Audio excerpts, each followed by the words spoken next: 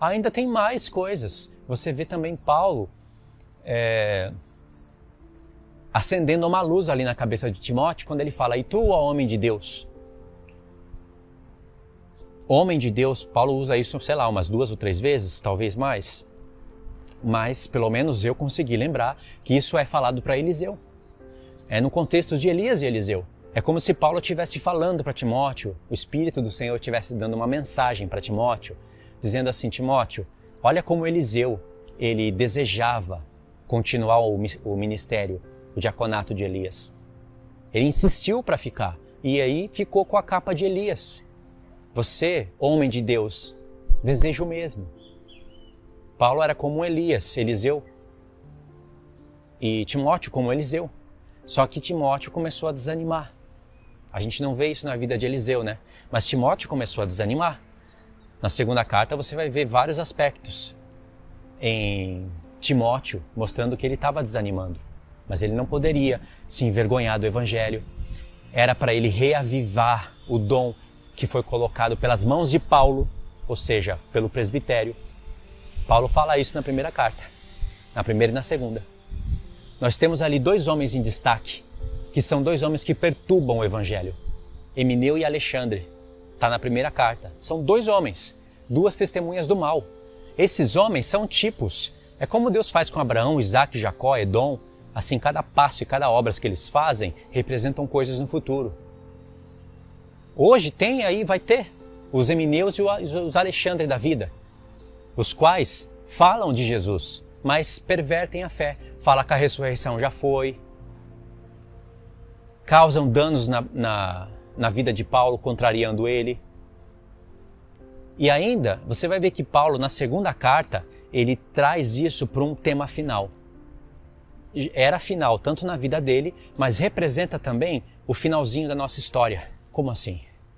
Você vai ver que Paulo fala que tem pessoas que vão se opor ao Evangelho. Eles vão ter coceira no ouvido, irmãos. Sabe o que é coçar o ouvido? Eu não quero ouvir isso, mas estão falando de Jesus. E aí Paulo fala que eles vão se entregar a fábulas. Você sabe o que é fábula? Vou falar para vocês, porque eu quero ter um bom combate. O calvinismo é uma fábula. Não é só uma fábula, é uma coisa maldita. E as pessoas que sustentam esse depósito que o diabo fez neles e ficam depositando isso nas pessoas, o Senhor lhes dará a paga. O adventismo é uma fábula. O pré-tribulacionismo é outra fábula. Se essas pessoas não se arrependerem dessas obras, elas vão ter que dar conta disso. Ou no trono de Cristo ou no grande trono branco. Vai depender das suas obras. Então, isso é ter um bom combate. Se você é tímido para isso, irmãos, saiba que você não está num bom combate. Olha para a vida de Paulo. Olha para a vida de Timóteo. Entendeu? O que eu vejo na Bíblia, o que é um bom combate? Eu não estou falando de uma pessoa de contenda, uma pessoa que fica buscando confusão. Não. Se eu estivesse defendendo alguma religião, você até poderia desconfiar disso. Ele está falando tudo isso, mas você sabe que ele é da igreja tal, né? Não sou da igreja nenhuma por isso mesmo. Por que você acha que o Senhor, na minha vida, designou isso? Que eu não fosse de igreja nenhuma? Para pelo menos você dar um voto de confiança no que eu estou falando. Não represento igreja nenhuma. Mas também, eu não estou excomungando todas as igrejas. O Senhor Jesus amou as igrejas lá no Apocalipse. Ele repreendeu até aquela que ele falou que estava morta. Você tem nome de que vive, mas está morta. Se arrepender, glória. Se não se arrepender, eu vomito pela boca. Tá vendo? Ele não amava? O Senhor Jesus não tinha longanimidade? Tinha, irmãos. Paulo tinha, era longânimo.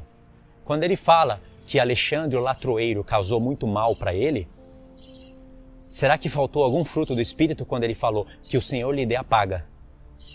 Você sabe o que quer dizer essas palavras, né? Eu estou morrendo, ele me causou mal. Mas olha, eu oro pela vida desse homem, que um dia ele se arrependa. Não, Paulo não falou isso, ele sabia para quem ele estava falando. Que o Senhor lhe dê a paga. Para os Gálatas, Paulo disse, eu quero que eles se mutilem uns aos outros. Ué, não tinha longanimidade? E tem mais pontos que vocês vão ver que Paulo sabe o que é longanimidade, o que é bom combate. Você vai ter que discernir isso. Eu quero que essas palavras cheguem nas igrejas. Já pensou essas igrejas abrindo as portas para essas coisas? Seria um lugar até que agradável para frequentar. A restauração não acontece de uma hora para outra, mas muitas não vão te ouvir. Então esse é o bom depósito. Nós temos uma linha estabelecida.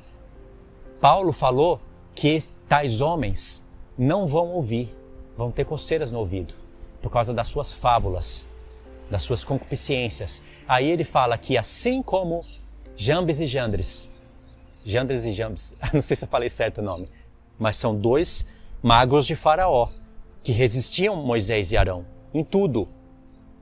Assim como eles resistiam Moisés, assim resistirão. Você sabe o que Paulo está falando aí? Se você prestar atenção mesmo, Paulo está falando assim, olha Timóteo, presta atenção. É como se nós fôssemos Moisés e Arão. Esses homens vão resistir. Vamos levar esse assunto para o final, irmãos, porque Paulo chamou o último êxodo aí, o êxodo de Apocalipse 12. Vai ter falso profeta fazendo sinais, contrariando os sinais do Senhor. Compreendeu? Irmãos, eu fechei aqui para vocês o assunto do mistério da piedade, do bom depósito, ainda que eu não expliquei tudo lendo, né? E do bom combate.